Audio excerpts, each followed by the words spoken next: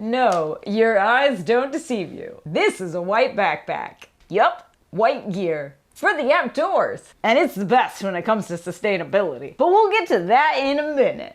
First, allow me to introduce you to the tolerably ultralight Crown 3 60-liter backpack from Granite Gear. Now, I've been wanting to get my hands on one of these bad boys for a while now.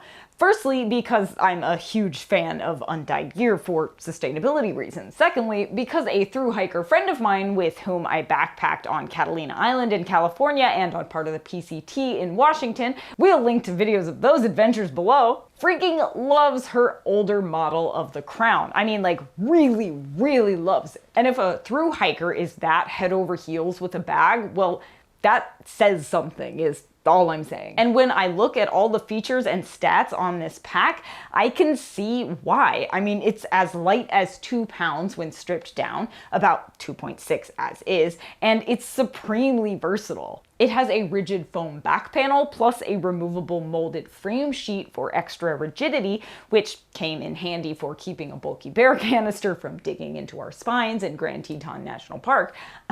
Subscribe so you don't miss that video. It has massive side pockets with plenty of room for a large Nalgene and a smart water bottle topped with a filter. Seriously, I loved how spacious they were, and since they're not made of stretchy fabric, they just have a cinchable bungee on top to keep things secure if you need.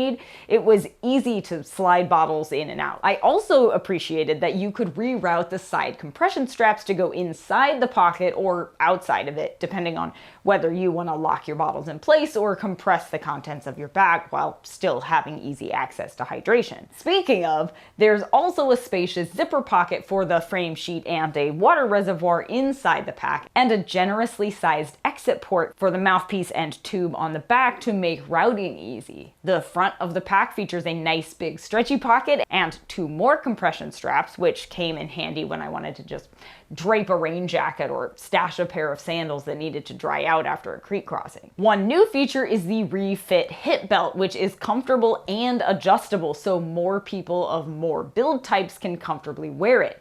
It fits waists from 24 to 40 inches, which is excellent. Plus it has massive zipper pockets so you can stash, like snacks and such. Or you can remove it entirely, which I wouldn't normally recommend on a 60-liter pack, but you can also fully remove the lid via 2 buckles in the front and 2 in the back, clip it around the hip belt, and carry it as a generously sized hip pack. I mean, brilliant. That's some solid versatility right there. You're basically getting a backpack and hip pack in one, which is perfect for trips that might involve day hikes or shorter excursions from base camp. You can even remove the buckle straps designed to hold the lid on, so there's no unnecessary webbing flopping around if you plan to backpack without it, which does reduce the pack's weight by just under 3 ounces. If you do remove the lid, the opening rolls to close and a compression strap buckles over the top. It's a great place to attach a foam sleeping pad or an ultralight tent. There are also removable bungees on the shoulder straps, 2 on each side. Now, I love these because they're larger than most and allow you to secure tons of stuff to the straps. Like, I don't know, a phone, as long as it's in a grippy case, of course, trekking poles, water bottles, a beer in a koozie, I don't know, you do you. Along the same lines, there are 2 removable and repositional sternum straps. Well, I guess one is a sternum strap, the other is, what, a rib cage strap? I don't know. But they're intended to work more like a running vest. Use both and ideally the pack becomes more stable and stationary and all that. However, I removed the lower one immediately. I don't know if it's just my body type, but it hit in a weird spot, and because of how the pack straps fit me, I couldn't move it any lower. Plus, it didn't seem to aid in stability, and it was just uncomfortable, so I ditched it. But let's talk about actual fit and function for a sec, because all those features are great, but they don't matter if the pack is uncomfortable. Which, unfortunately, it kinda was. For me anyway. Which could largely be a personal problem because body type and size have a lot to do with who finds a pack comfy and who doesn't. And let's be honest, I'm a very small human. Now, this is the women's specific fit, so the shoulder straps are shaped just a bit differently and the torso is a little shorter. But as it turns out, not short enough. This is the smallest version of the pack with the 15 to 18 inch torso, and it still felt too big for me. in part because neither the shoulder straps nor the torso are adjustable. Now, that's pretty typical for an ultralight pack, but it does make getting the perfect fit for a wider range of individuals a bit trickier. In contrast, the Osprey AHA Pro we tested this summer, we'll put a link below, has fully adjustable straps that you can reposition, thus dialing in the perfect fit. That said, Josh also carried the Crown 3 for a few days, and it did fit his body a fair bit better. It certainly looked less ridiculously large on him. I just have no business carrying a 60-liter pack, I think is just the issue. So long story short, I'm tempted to say the Crown 3 60-liter may not be the ideal pack for shorter backpackers or those with a shorter torso because I just didn't find it very comfortable or well-fitting. Now, we were carrying more weight than we usually do thanks to a bear canister and the extra layers required for cold mountain nights, but we were still well within the comfortable carry range of this pack, which is 35 pounds with the frame insert. The padded hip belt and shoulder straps were comfy enough, but that rigid foam back panel was less than ideal. It had zero squish to it, so it was a bit hard and wasn't very breathable. That said, neither are a lot of true UL packs. In fact, if you're comparing the Crown 360 to, say, the Waymark Evolve, the back panel should actually be more breathable. But more than that, because it's semi-rigid with or without the removable frame sheet, the Crown will be a more comfortable and suitable pack for heavier loads, especially if there's a bear canister involved. Ultralight packs with no frame whatsoever are notoriously difficult to use with bear canisters. It took less finagling to get it situated inside the Crown, but you'll still have to pack it strategically.